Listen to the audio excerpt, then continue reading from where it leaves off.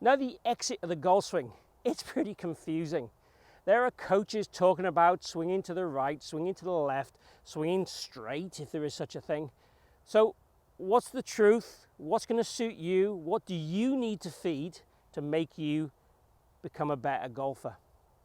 We want you to become a better golfer and turn those pars into birdies, those bogeys into pars, those double bogeys into bogeys to score better.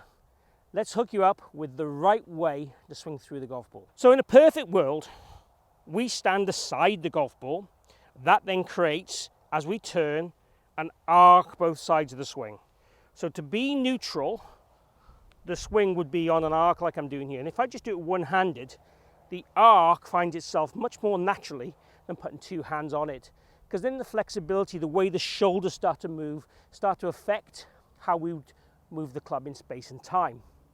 So we call this the swing plane, or we can call it the Rotary Arc. It doesn't really matter what we call it.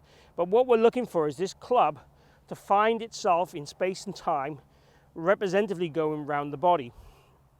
Now, most elite players will want to swing more left. The reason being, they tend to swing too much from the inside if they get things wrong. And when they swing more left, the hands become more passive, and therefore they hit less hook shots or overdraw shots. The worst golfers in this world will tend to cut across the golf ball, so then they try and swing more right to stop cutting across the golf ball and release the club more then from swinging more to the right. So it's a case of feeding what you need, but what's correct and what isn't correct. So as we're swinging through the golf ball here, if I had it on the correct kind of arc, this is where my hands would be. They're kind of opposite my kind of sternum here, right? And if we wanted a natural release, the club will point back towards roughly where the ball is. If we're trying to hold off the release, it'd be more in this shape. So again, we'd feed what you need. If you overdraw balls, we try and feel this like Alex Noren. If we wanted to release the club more, close that face down more, then we'd want to feel the butt of the club points to the ball to target line or even above. So if you're an out to inner, you might find this club's coming this way, but it's doing it with the lack of pressure, the lack of weight shift and slide that doesn't give you the right contact we want. So the secret is, put the club in your belly button, hold it down the shaft, swing through. That's the kind of hand path position you would want to be in on the exit. Now again, this is what I would call a fairly neutral or passive release. This would be more an active release or a hand release. So we can feed again what you need to do. If you're a guy that hooks the golf ball, trying to feel that the club head points to the right and your thumbs point to the right as you go through is ideal. If you're a slicer of the golf ball, your thumbs point diagonally away, kind of up through this lead shoulder would be a good way of looking at it.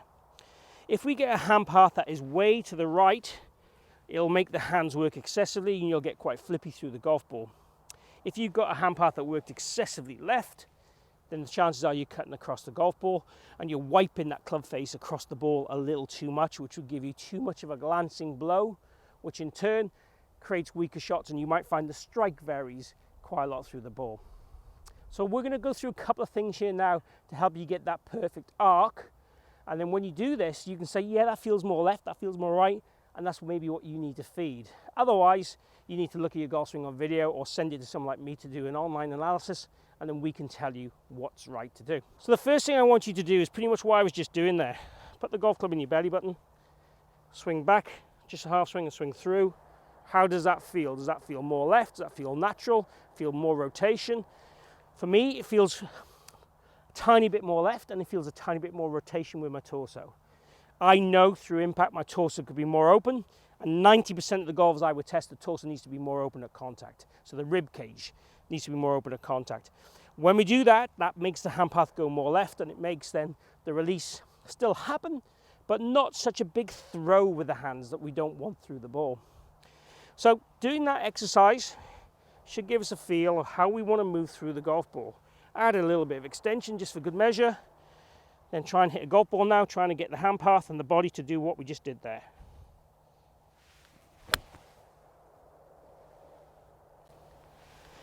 And it felt more passive through the ball, without doubt. It had a little bit of cut to it. Again, I don't normally hit cut shots. I was happy with the kind of start direction, but then it cut away. Great for me, because I tend to hook shots if I'm going to hit a bad shot. Most good players are the same. We tend to overdraw or hook things. So for me, it made me feel definitely I had more rotation, more opening with the body through impact, and the hand path went a bit more left. Let's hook you up with another way of measuring and testing and seeing where you are. So if we look here, I've got a rod coming out of the ground. So essentially, if my hand path goes to the right now, the shaft goes to the right, I would hit that. If I swing through on the arc, I would miss that rod.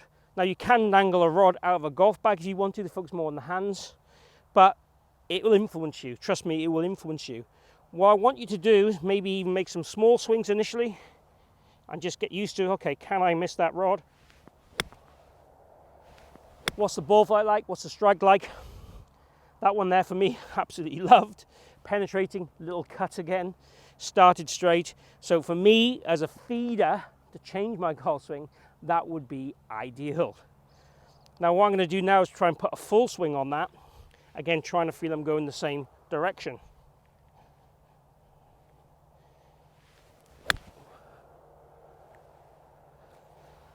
Again, for me, crazy good. So, nice little bit of pressure on the golf ball, nice little bit of fade. The ball started more left. I was really conscious of swinging underneath that rod. Obviously, we can make those rods easier or harder, depending on your confidence and your skill level. But what we're looking for to do here is really just get that club working on a circle. And we're getting the club head to work on the circle, the hands to work in the circle, the arms to work on the circle. And we're on the circle again because we're stood aside the ball. If I was stood on top of the ball like this, then I'd want it to be in a straight line. But we're not, we're stood aside the ball, so there has to be a circle to it.